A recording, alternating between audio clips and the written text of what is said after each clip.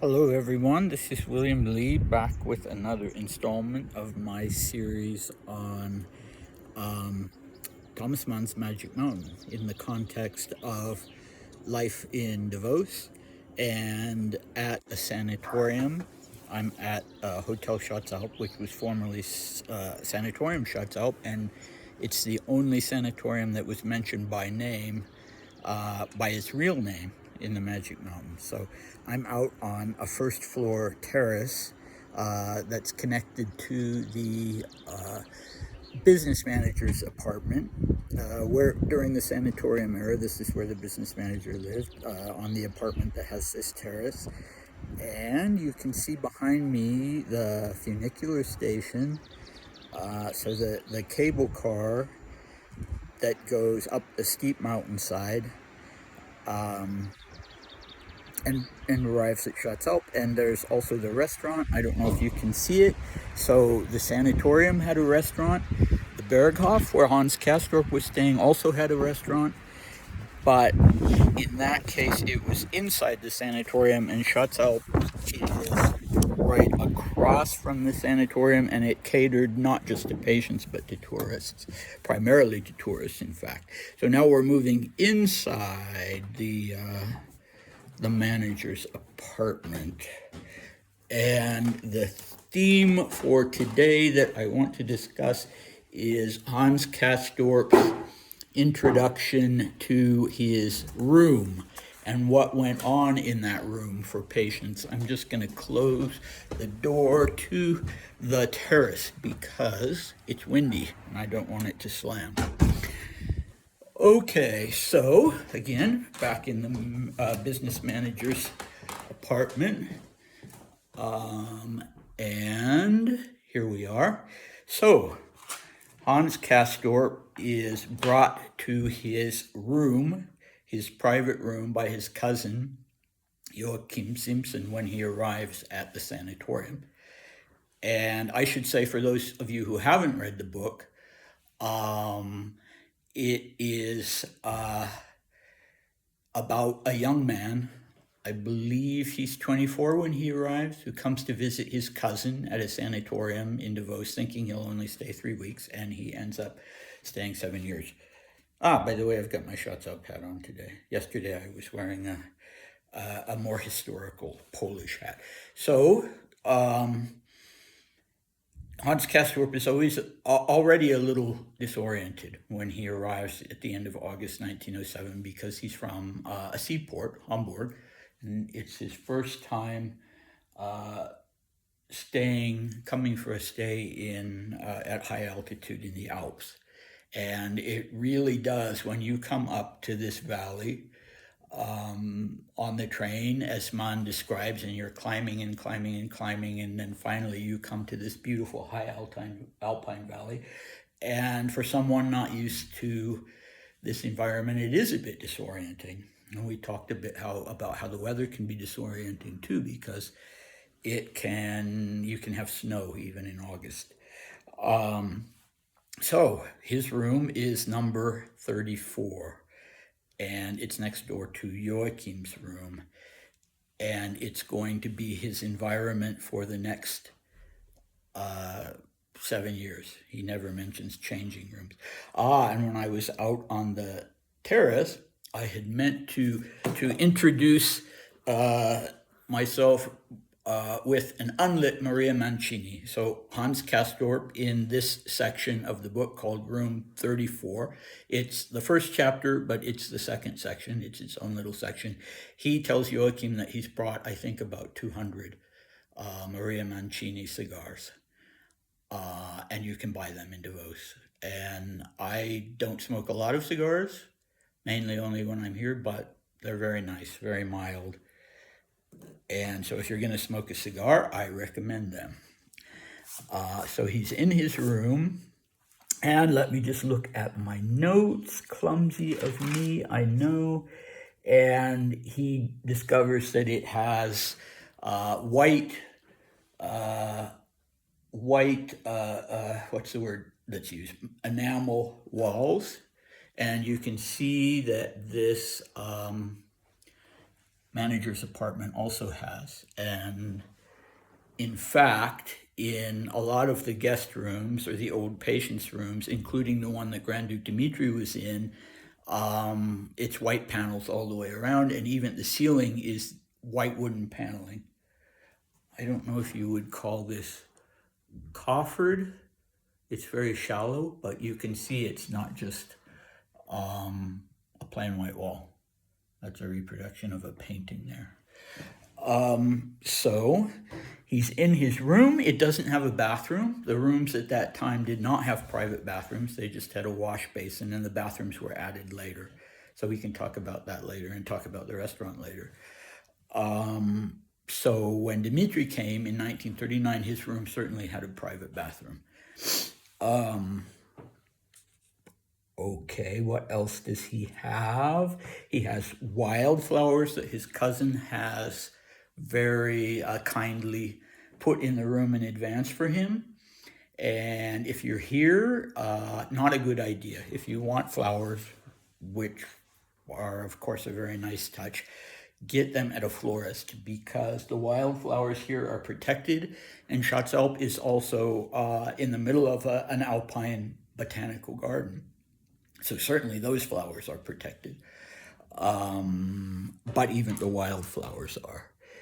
So the linoleum, the rooms all had linoleum floors because it was so easy to disinfect, clean and disinfect, but they were not run-of-the-mill linoleum floors. They were beautiful linoleum floors by a special manufacturer, and beautifully patterned and with color, and you can still see samples of them at Schatz Alp. They still exist here and there.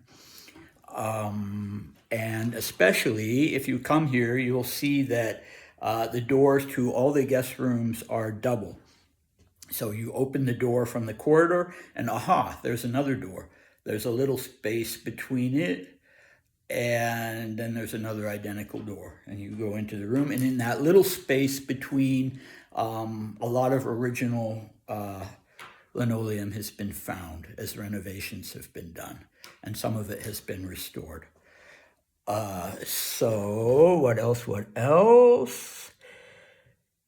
Yeah, so he's going to spend a lot of time in this room, and another disorienting thing happens right away, which is that he's told by his cousin, an American woman has died here the day before yesterday, but don't worry, the room's been completely fumigated. So we talked about the fumigation last time, and Hans Castorp isn't worried. Maybe some of us might be, but he's very accustomed to death, and even he romanticizes it. That's one of the themes in the book, and he's even rather drawn to it. So he lost both of his parents when he was a little boy, and then moved in with his very elderly grandfather, who then died. So he's had pretty close death experiences. By the time he's 10 years old, he's already seen 3 loved ones die and seen them in their coffins, and had this romantic idea formed in his head of that, the sort of the ennobling of death, even though he noticed that his grandfather was starting to have a bad smell before he was actually buried. So I referred to last time, one of my main sources for what life here was like is the only patient's diary I have, which is the diary of Grand Duke Dmitri. And of course, he was here much later than Hans Castorp, arriving in 1939. But Hans Castorp, one of the first things he sees in the corridor is this nurse that he finds very odd. She wears a pince-nez, so around a cord on her neck, so glasses that pinch the nose, and don't have arms. And for some reason, he finds that funny. Well, he's kind of finding everything funny when he first comes up. And she's a little bit of a character later in the book. She's a noble woman who wants people to know that she's a noble woman, but clearly she has to work. And there's she and another nurse I think it's the other nurse who's desperately bored. She's a private nurse.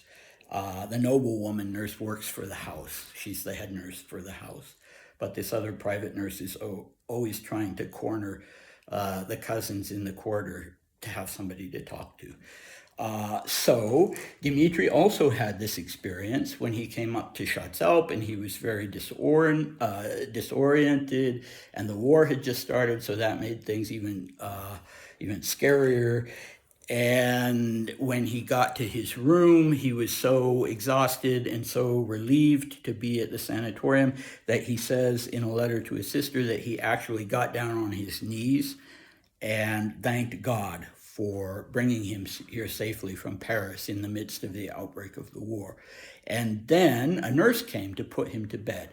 So patients, one of the first things that happened to most people when they checked into a sanatorium, whether it was public or private, is that they were put to bed for the first month. They almost always had fevers, and the idea of putting them to bed, and it happens to Kastorp later in the book because he has a persistent fever. So the idea of putting them to bed is to have a big dose all at once of the rest cure and hopefully to bring their fever down. And if your fever didn't go down, you might be stuck in bed for even longer. So in Dimitri's case, a nurse comes to put him to bed, and he really likes her from the start. And he writes to his sister that, like the nurse in, well, he doesn't refer the Magic Mountain, but like Hans Castorp's experience, he finds the nurse a little unusual, but in a way that he likes. She has a mustache, and she reminds him, he says, in his own words, of a Russian peasant nyanya. So not a nanny, but a nursemaid, so someone who would have supported the nanny in the nursery of a wealthy household, and certainly of a Grand Ducal household. So he likes her from the start. And a funny thing is that years before I had the opportunity to read his diaries, I learned a story that was told by the old sanatorium business manager here, Arnold Walter Federli, to the sons of the owners when they were of Hotel Schatz Alp. When they were little boys, he told them the story that there was a nurse here who had a mustache, and she was so large, and she was so she behaved so strangely. She had a private patient, and it was someone of political significance, although he wouldn't tell the boys, for the sake of discretion, he wouldn't tell the boys who the patient was. And she would pace outside the door of his room in the corridor every night. And so the patients, the other patients, started a rumor that this was actually not a nurse, but a male bodyguard in disguise. So, of course, it made me laugh when I saw in Dimitri's diaries that his nurse had a mustache. But he doesn't say anything about her being large or behaving strangely, and she was simply the nurse that was assigned to him when he arrived at Schatz Alp. So she was not someone that he hired. So anyway, that story really made me laugh. And apparently the mustache nurse was a real person, and certainly not a bodyguard in disguise. So what else? We've covered the woman who died. And another interesting thing about the woman who died is that Joachim had requested this room next door to his own for his cousin, and it was occupied by this American woman. But the doctor, Dr. Behrens, told him, oh, don't worry, she's dying. She's at her last gasp. Let's see, what's the quote? Behrens told me he was sure it would be all over with her before you arrived and that you could have the room. And that is indeed what happened. But I have some papers here that I managed to acquire last year by a patient who arrived at Schatz Alp arrived in Davos in December 1913, thinking that he had a room reserved at Schatz Alp. And he received, actually right before he left his home in Salzburg, he received a telegram addressed to architect Eduard Hütter, and it comes from the Schatz Alp management. And it's dated the 4th of December, 1913. And it says, Das Ihnen sorry about my pronunciation, reservierte Zimmer wird leider nicht frei, da Patient nicht abreisen kann. Or does the kann go with the next sentence? Kann wir werden Ihnen Zimmer im Kurhaus Davos reservieren und erbitten nach Bestätigung. I think this is weird because it's a telegram. So they weren't spelling the words out, and German is already challenging enough for me. So let me see if I can show you the telegram. This is it. And of course, the management who sent this to him does not say, well, the reason is that the person in the room you reserved was expected to die, but inconveniently hasn't died yet. But I suspect that was probably the reason. So they reserved a room for him at the Kurhaus, which was a sister establishment to Schatzalp. It was at the bottom of the funicular station. It was older than Schatzalp. Every resort town, whether it was Mineral Springs or an alpine resort, had a Kurhaus. And despite the word cure, they weren't medical establishments. You could certainly stay there if you were ill, but they weren't medical establishments like a sanatorium. Basically, they were hotels. And the Kurhaus in Davos still exists, but now it's called the Hotel Europe. So they reserved a room for him there, and he had to stay there until the patient who occupied the room he had reserved left in some way or another. We're not sure how. Okay, so as he's introduced to the room, Castorp is also introduced to the idea of the Liegekur, the rest cure.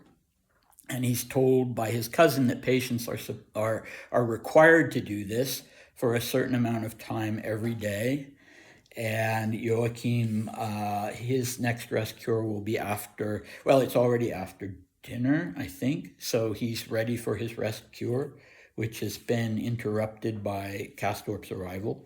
So here I'm going to try to position this so I can show it to you, because I haven't yet figured out how to switch from the mode of the camera from selfie to not selfie. So this is a 1910 photo album that's not working. This is the owner of the photo album, and you can see him out on his balcony doing a rest cure. And I don't know his name. He identifies himself in all the photographs of him as Ego. So this is Ego in 1910 doing his rest cure. And we'll talk about that more later. And as Castorp gets used to it and buys the things that he needs for it to wrap himself up.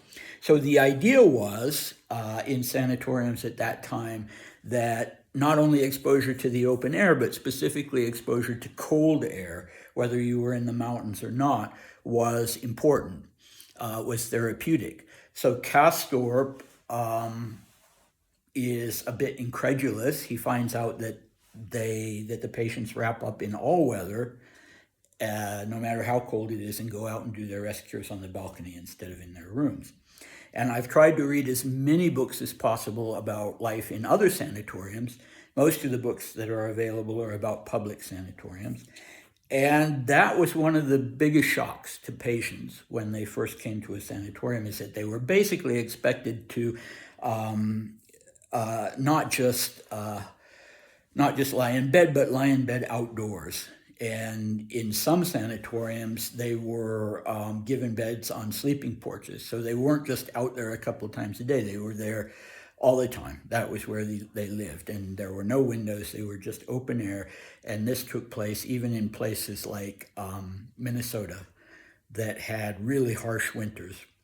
So there's a great book, if you want to augment your reading of The Magic Mountain, by another book about sanatorium life, by an American humorist author by the name of Betty McDonald. She wrote a famous book called The Egg and I, and she followed that up by a book called The Plague and I, because she ended up getting tuberculosis from a coworker in the office where she worked, And she went to a public sanatorium outside Seattle, Washington. And for her, that was the hardest thing. She was put to bed for a month, the usual thing. She got used to lying there 24 hours a day, but she never got really used to being so cold out in the open air. So, one thing that I find interesting in Dimitri's diaries, and also in the diaries of a young woman, a teenage girl that I found who was in a sanatorium in Minnesota, is that neither of them were forced to do the cold cure. And Dimitri really avoided it. He liked being out on his balcony when the weather was good, but anytime the weather was the slightest bit bad, he went back inside and did his rest cure in his room. And apparently, I don't know if it was because he was the Grand Duke, I don't think so, but apparently nobody objected to this. Apparently the idea of coldness being important to the cure had come and gone, and the emphasis was more on the purity of the mountain air. So that was something that Hans Castorp was introduced right away, and that he found he would be doing in his room. And since I'm not in a guest room at the moment, but I'm living in the apartment because the hotel is now open and they need the guest rooms, so I can't go out and show you one of the balconies. They're very big. They have room for Liegestühle, which in English are lounge chairs, but that doesn't really give you the idea of what they're like. So you've seen the photo of Ego in his Liegestühle, and it's almost like a bed. It can go completely flat. It's adjustable. So the balconies have to be big for that. And if you come to Davos and you see old buildings, you can tell whether they were sanatoriums or not, or whether they were simply hotels by how big the balconies are. So the big balconies, so Mann describes it through Hans Castorp as being, the buildings look like they're pockmarked and porous. So those aren't the words I would use, but Hans Castorp, it's all new to him. He finds it daunting. So if you're here and you see old buildings with small balconies, those were always hotels. They were never sanatoriums. So what else do we have? Okay, another thing he encounters right away is a cough that he hears as he's walking down the corridor, and it's like no cough he's ever heard before. It's like someone coughing from sort of spongy lungs, and it really fascinates him, but it also kind of freaks him out. So what did I have to say about cough? Something. I'll have to return to that. That's right. It wasn't about the cough. It was about the man who was coughing. So he was described as, he has the title Ritter. If you read the German version, Ritter was a title of nobility that presumably he was born with, and it was one step below a baron, a Freiherr. And I find that a bit problematic in the English translations of the book, because in the older translation, the Porter translation, the man is described as a gentleman rider. And in the later Wood's translation, he's described accurately as an aristocrat, an Austrian aristocrat, but the author then uses the word horseman. So Ritter, yes, it means rider. It can also mean knight, I think. But this man, it could be that he'd never in his life sat on a horse. That would be unusual for an aristocrat at that time. But we can't assume just because he has the title Ritter that he was actually a horseman. So I find that a bit problematic. I think I am a translator of Russian historical texts, and I think if I was doing the translation, I would just use the title. But I'm nitpicking. I shouldn't even bring that up. So, an Austrian aristocrat. I checked the, I didn't check, I should have, but I didn't check the guest list for the Wald Sanatorium at that time, which is the place that the Berghof is based on. But I did find that at that time, when Hans Castorp would have checked in, that there were 4 Austrians at Schatzalp. None of them appear to have been aristocrats. They didn't have titles. They didn't have the fawn with their name. But there was a German aristocrat, among others, whose name was Graf zu Eulenburg. Eulenburg. And he was living in Vienna, but not as an Austrian. He was a secretary at the legation, at the German legation in Austria. So he would have been pretty close to the gentleman rider. And do I have anything else? I think that's, I just made a note that Hans Castorp experiences from the very start face flushing. His face turns red and it feels like it's burning. And that was something, I haven't experienced that, but that was something that Dimitri experienced as well. And with him, it came and go. It came and went. It never completely went away. And I think that was the case with Castorp as well. And it wasn't, in Dimitri's case, at least, it wasn't connected with fever. He would have this even when he had no fever. And he found it very annoying, and the doctor didn't offer him any solution or any explanation. So it was just something that happened, and I have no idea if that's related to the altitude, but I find it interesting that that Mann describes that phenomenon in his main character, and that Dimitri actually experienced that himself. So, finishing up, I have a couple more things to show you.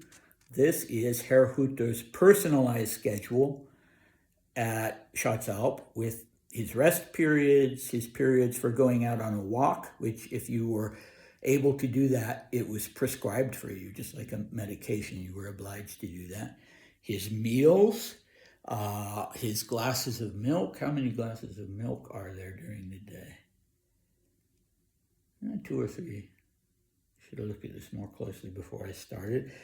And also, I mean, it's very regimented. There's even a period between 6:15 and 7 for writing letters, correspondence. And somebody has written letter next to correspondence. So that's a little more regimented than Dimitri's life seems to be. He was writing letters all the time, not just at one particular time during the day. And a couple more photographs here from the 1910 album, because they're relatively rare. There are not that many photographs showing what the patient's rooms look like. I'll try to make this visible.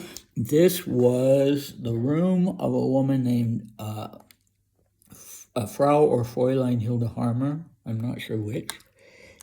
And you can see in some of this furniture, it's really cool. This furniture remains at Schatzalp, and some of it is in use. Pardon my thumb. And you can see how nicely she's decorated her room. She's got these little sort of bush-like plants and flowers and a comfortable chair. And she might have brought the chair herself, but the other items are certainly part of the house furnishings. And I have one more picture, a fantastic picture of Frau Harmer, her room. Her first name was Hilda, and she was here, I had it right, here it is. She was here between December 1909 and August 1911. And she was one of the 4 Austrians. She was from Vienna. And our friend Ego, in his photo album, identifies her as Frau Hilda Harmer. But on the guest books, she was identified, sorry, you were seeing a close-up of my face there. She was identified as Fräulein Hilda Harmer. So Did she get married at Schatzalp, or was ego simply mistaken? So the great thing about this photo is you can see the linoleum, and there's some of this same linoleum that you can still find at Schatzalp, not in the guest rooms, but elsewhere. And it's got, I don't think you can see, it's got a beautiful pattern. And you can see, of course, the white wooden paneled walls, and Frau Harmer looking a little pensive, sitting by her bed. And that is all I have for today. Thank you so much for watching. The next chapter of the book is entitled The Restaurant. So we can talk about the Schatzalp restaurant and the restaurant that Hans and Joachim go to in the Berghof Sanatorium. All right, thanks for watching. Bye.